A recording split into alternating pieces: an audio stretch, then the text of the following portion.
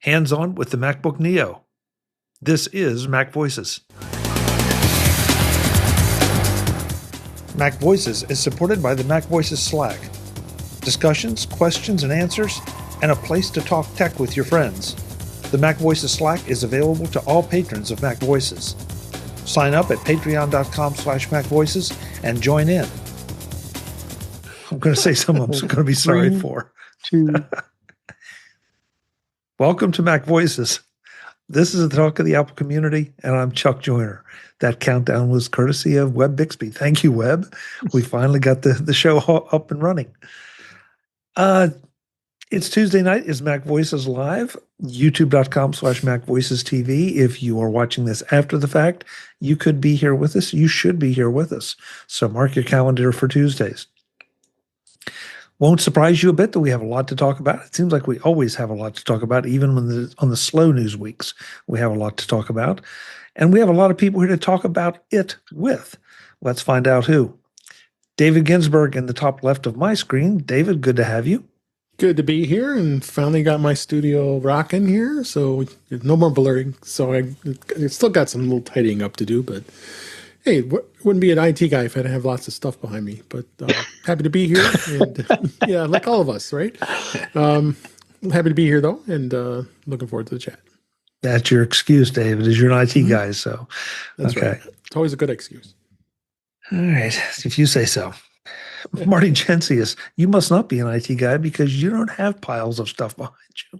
Oh, you just don't see piles of stuff.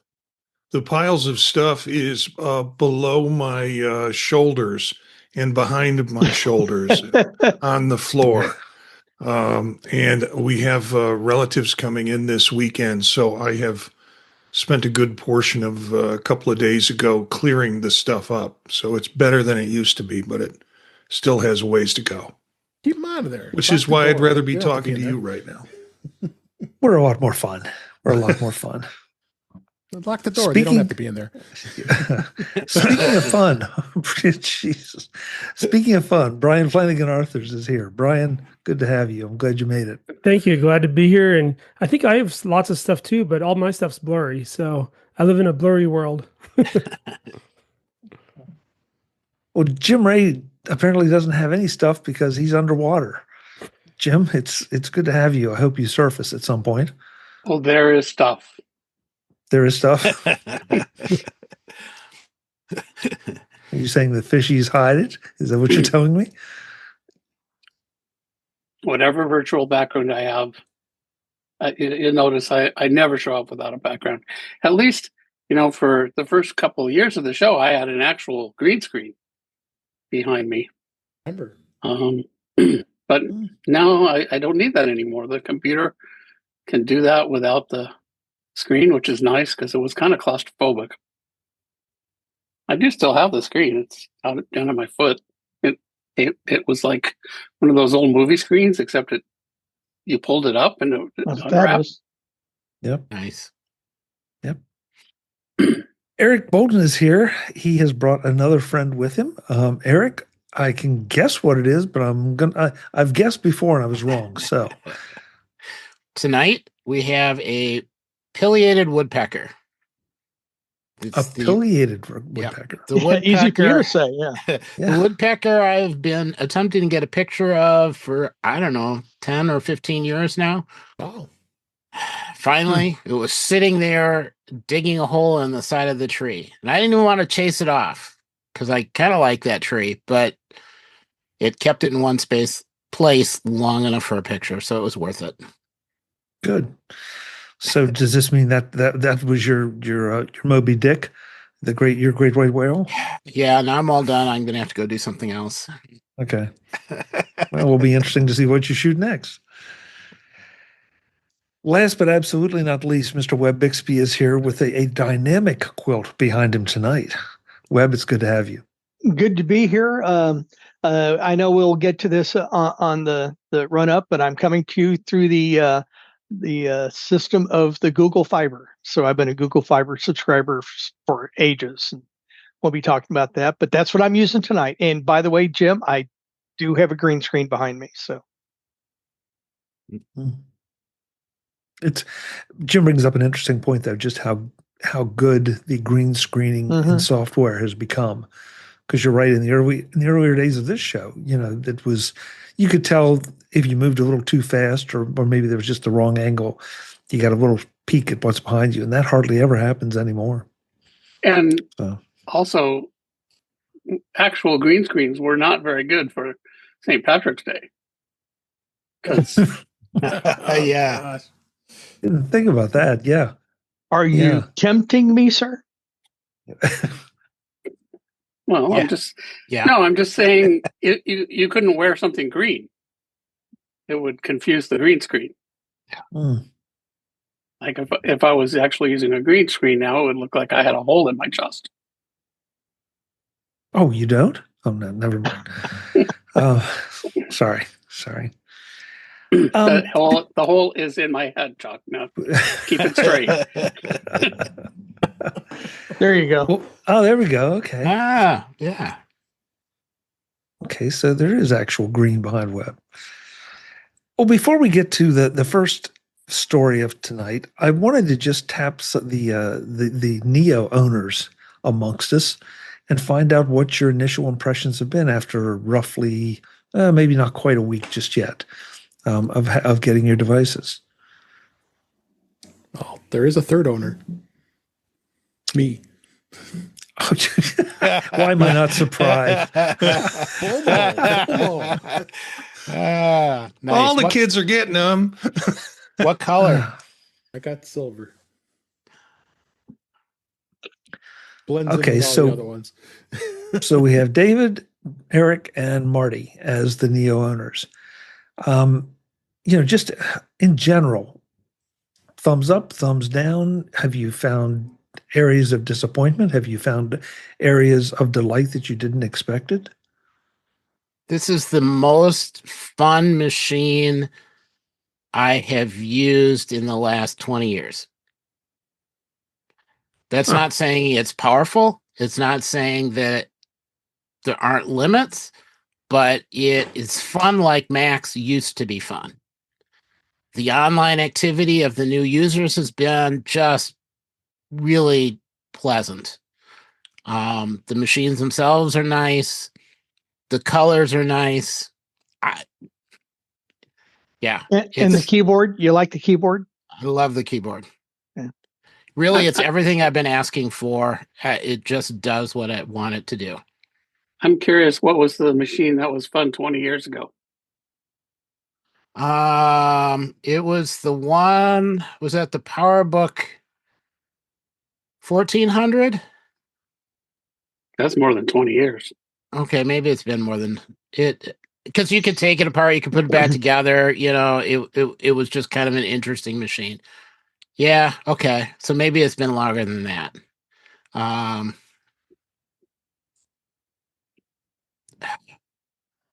remember liking my titanium. I had fun with, what was the Mac Portable? I had fun with that, and this is much lighter. You owned a Mac Portable? Yes. I loved it because it gave you like all day battery power. The screen was gorgeous. You could use it outdoors. The keyboard was decent. I'm not sure I even ever saw one in person. Oh, it was nice. But it had like a motorcycle battery in it, so it was heavy. And a CRT too, right? Or did it have a flat screen? Nope. It had an active matrix black and white screen. It was really, really, a decent screen. So the screen isn't quite as nice. I mean, there are some failings. Like the screen isn't perfect. The sound could use, but everywhere where there's a failing, there's an easy adaptation. You could plug in an external screen if you temporarily needed to edit pictures with a better screen. You can put AirPods in if you need better sound, or put on a Apple Vision Pro for better screen. I did run out of storage once while I was trying to suck off too many images off of a camera, but that's more of a me problem. I used my phone a lot day to day. grabbing stuff, moving things around, whatever. And all of the things that made the phone annoying to use, this fixes. Bigger screen, keyboard. It fixes the keyboard problem of the Apple Vision Pro. You get the virtual display, and you can use, while you're using the virtual display, you also can use the keyboard in all of the Apple Vision Pro windows. So it just is there. I guess I like to think of it as you can start any project on it, no matter how complicated or complex. You might not be able to finish the project, but you could start anything. And since I bounce between machines, if I have an idea, I want to get it started, and then I just move it. I've got a Mac, a M4 Mac Mini. I shift it there, but I can start the project. I can work on ideas. I can grab images, graphics, take notes, all that. And it's all a piece of hardware where if I drop it, step on it, spill a smoothie on it, I'm not going to be in tears because, I spent this huge amount of money on it. So there's a stress relief factor to using this laptop. I can take it in the woods. I don't worry that I'll get caught in a downpour and not be able to kind of shield it and get it back to safety. Yeah, it's just been enjoyable. I would second that, unless you want to go ahead and make a comment. Yeah, no, go ahead, Dave. I definitely know this difference. It's a really nice power. It's a pretty powerful machine for its size, for its processor. I mean, the A18 Pro. Think about it. It's an iPhone 16 Pro and Pro Max processor, and I mean, I didn't do any video rendering like Marty had mentioned, but I just definitely know. I'm comparing all three here, so I can see there is a performance. Decent performance on this laptop. I mean, it's not for everybody, obviously. I love to have, probably many of us on the panel, but for something to travel with, to have a lightweight, this 2.2 pounds. I mean, it is really lightweight. I'm pretty amazing that it was able to run things pretty fast. Internet, all the basic functions. I didn't do any photo editing or any of that kind of stuff, but I'm pretty impressed with this machine. I thought the weight was the same as the MacBook Air. Yeah, 2.2 pounds. It's slightly. I have both to compare, so I think they are slightly. It feels a little slightly heavier than the Neo. Before I get to Marty, I just want to welcome Jeff Gamet, who has fought his way through traffic to join us. Jeff, thanks so much for being here. Drat that traffic. Sorry I'm late. Don't worry about it. Glad you made it. The Longmont traffic minute. It's vicious. Yeah, Jim. We're really trying to get our LA traffic scene going on out here. Marty, bring us up to speed with your Neo experience. I took my Neo to work today. I was going to spend the whole day at the office, which is unusual for me. I live about 5 minutes away, but I had meeting after meeting after meeting. So I took it, got in there at 9 o'clock, wound up sitting through a dissertation defense and, using it during the dissertation defense to review documents. I had, multiple documents open on it. So that was fine. But pretty much it was running the whole day.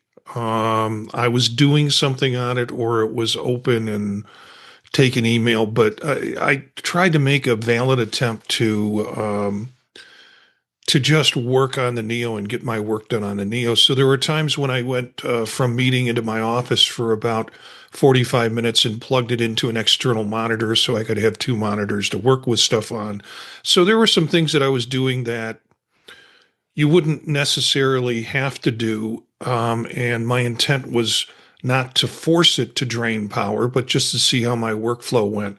The other thing I did this in the afternoon was I went in to teach and plugged it in successfully into that third port, or that port for projectors, and it just worked fine. It was, and that was my big concern going into classrooms, if it would be able to work and be compatible in the kinds of systems that I have to work with.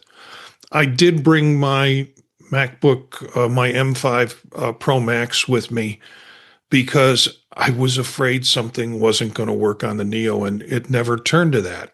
So I wound up using the other machine to render some video and do some stuff that I could just do on the side while I was doing the rest of the work on my Neo. But for me, it's now, I don't typically do that at the office, but it gave me an opportunity to do it with the other computer there. So I thought I'd crunch some time by doing that.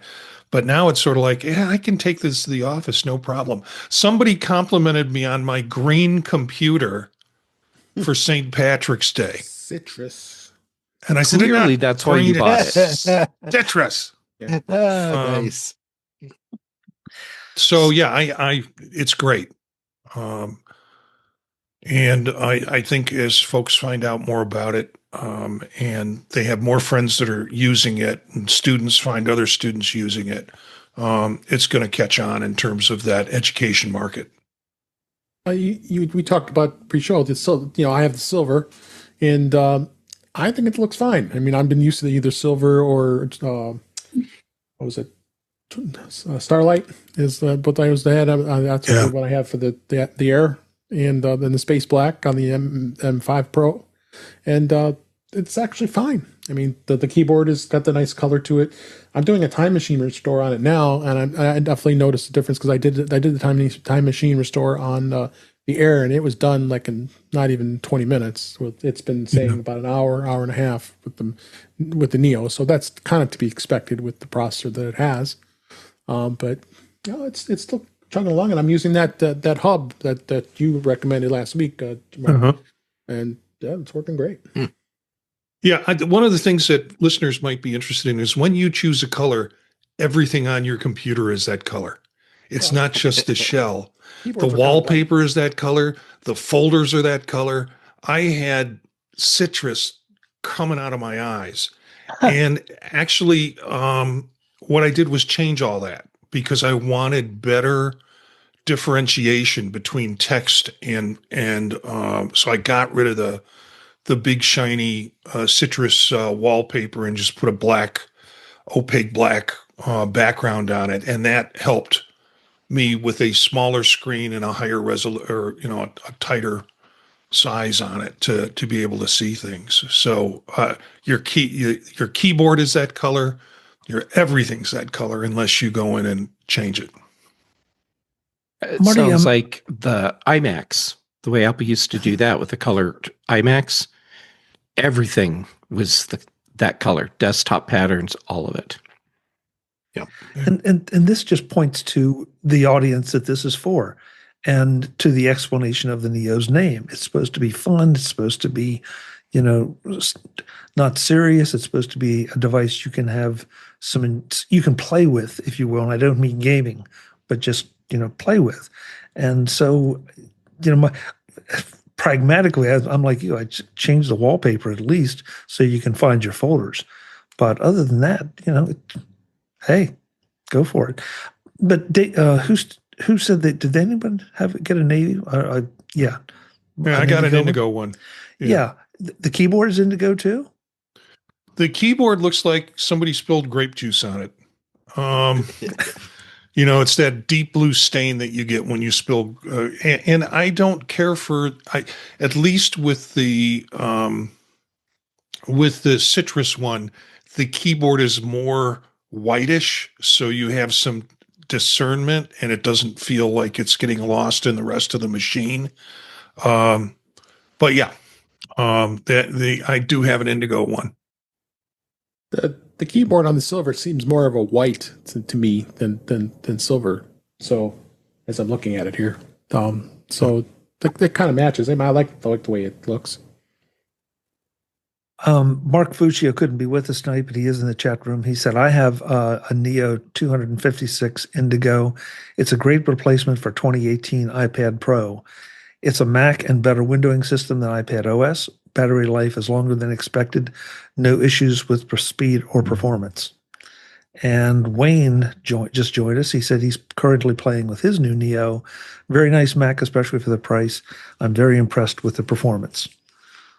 So there you go. So we have a bunch of Neo users here, and it makes me intrigued. I still want to see one in person, and I just don't know that it fits me. But it's one of those devices that I kind of want one for no real good reason, which is not a good thing to good way to be. So It'll pair really well with your new Vision Pro. Mhm. Yeah. thank you, Eric. There you go, and it worked. It worked flawlessly connecting to it with the ultra wide screen. You guys seem to forget that I have the ability to eject you from this platform if the abuse gets too much. Is that a bug or a feature? Both. Nice one, Jim. Visit MacVoices.com for show notes and to connect with Chuck on social media. Get involved in our Facebook group or like our Facebook page, and get more out of your Apple tech with MacVoices Magazine, free on Flipboard and on the web. And if you find value in it all, consider supporting us through either our Patreon campaign at patreon.com/MacVoices, or by making a one-time donation via the PayPal link on our front page and in the show notes of each episode. You will join these fine people who help bring you Mac Voices.